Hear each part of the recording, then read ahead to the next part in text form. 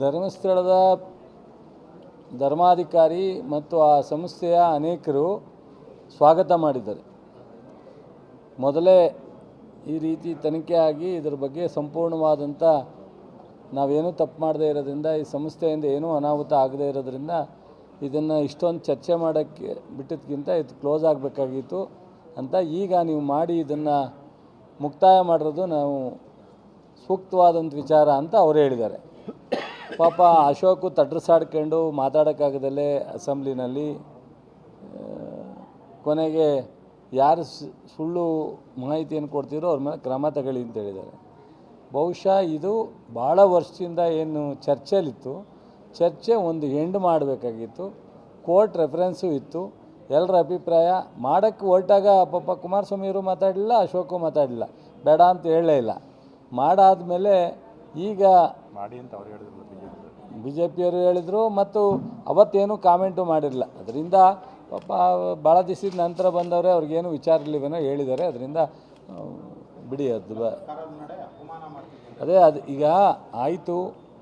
ಸರ್ಕಾರ ಮಂಜುನಾಥ ತಪ್ಪು ಮಾಡಿದರೆ ಯಾರು ತಪ್ಪು ಮಾಡಿದ್ದಾರೆ, ಯಾರು ಆ ಒಂದು ಕ್ಷೇತ್ರದ ಬಗ್ಗೆ ಅಪಮಾನ ಇಲ್ಲಿವರೆಗೆ ಮಾಡ್ತಿದ್ರು, ಇವರು ಎಲ್ಲ ಗೌಪ್ಯವಾಗಿದ್ದರು, ಅವ್ರಿಗೆ ಶಿಕ್ಷೆ ಆಗುತ್ತೋ ಬೇರೆಯವ್ರಿಗಾಗುತ್ತೋ ನೋಡೋಣ.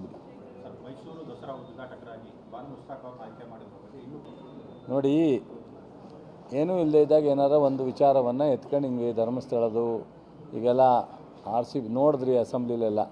ಈಗ ಬಾನು ಮುಸ್ತಾಕ್ ಅವರು ಹಿಂದೆ ಆಲೇ ಒಬ್ಬರು ನಿಸಾರ್ ಅಹಮದ್ ದಸರಾ ಉದ್ಘಾಟನೆ ಮಾಡಿದೆ. ಇಲ್ಲಿ ಇದು ಐತಿಹಾಸಿಕವಾದಂಥ ದಸರಾ.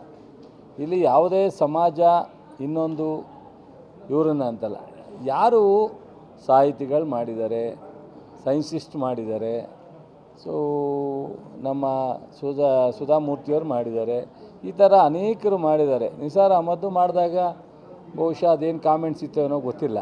ಸೊ ಇವತ್ತು ಆ ಒಂದು ಬಾನು ಮುಸ್ತಾಕ್ ಅವರು ರಾಷ್ಟ್ರ ಪ್ರಶಸ್ತಿ, ಅಂತಾರಾಷ್ಟ್ರ ಮಟ್ಟಕ್ಕೆ ಅವರ ಸಾಧನೆಯನ್ನು ತೋರಿಸಿರೋದ್ರಿಂದ ಅವ್ರ ಬಗ್ಗೆ ಒಂದು ದೊಡ್ಡ ಗೌರವ ವ್ಯಕ್ತ ಆಗಿದೆ. ಅವರನ್ನು ಉದ್ಘಾಟನೆ ಮಾಡಲಿಕ್ಕೆ ನಮ್ಮ ಸರ್ಕಾರ, ಮುಖ್ಯಮಂತ್ರಿಗಳು ದಸರಾ ಕಮಿಟಿ ಕರೆದಿದ್ದಾರೆ. ಬಹುಶಃ ಏನೂ ವಿಚಾರ ಇಲ್ಲದೇ ಇದ್ದಾಗ ಏನಾರು ಒಂದು ತೀಟೆ ಮಾಡ್ತಕ್ಕಂಥದ್ದು ವಿರೋಧ ಪಕ್ಷದ್ದು. ವಿರೋಧ ಪಕ್ಷವರು ಇದು ತೀಟೆ ಮಾಡಿದಾಗ ಸಾರ್ವಜನಿಕವಾಗಿ ಕೆಲವು ಭಿನ್ನಾಭಿಪ್ರಾಯಗಳು ಬರ್ತವೆ. ಸೊ ಸಾರ್ವಜನಿಕರ ಭಿನ್ನಾಭಿಪ್ರಾಯ ನಾವು ಗೌರವವಾಗಿ ಸ್ವೀಕಾರ ಮಾಡ್ತೀವಿ. ಅವರು ಸರಿ ಇದ್ದರೆ ಖಂಡಿತ ಅದನ್ನು ತಗೋತೀವಿ. ಸೊ ಇಲ್ಲದೇ ಇದ್ದರೆ ಸಮಾಧಾನವಾಗಿ ಅವರಿಗೆ ಉತ್ತರ ಕೊಡಬೇಕಾಗತ್ತೆ ಅಷ್ಟೇ. ವಿಚಾರದಲ್ಲಿ ನಿಸಾರ್ ಅಹಮದ್ ಅವರು ಎಲ್ಲ ಸಹಬಾಳ್ವೆಯಿಂದ ಇದ್ದರು, ಅದೇ ಸಾಮರಸ್ಯದಿಂದ ಇದ್ದರು. ಇವರು ಭುವನೇಶ್ವರಿಯನ್ನು ಅವಮಾನಿಸಿದ್ದಾರೆ ಅಂತ ಬಾನು ಮುಸ್ತಾಕ್. ಸೊ ಆ ಥರದ್ದೆಲ್ಲ ನೋಡಿ, ಪ್ರತಿಯೊಬ್ಬರ ವೈಯಕ್ತಿಕವಾದಂಥ ನಡೆಯಲ್ಲಿ ಸಣ್ಣ ಪುಟ್ಟ ವ್ಯತ್ಯಾಸಗಳು ಇರ್ತವೆ.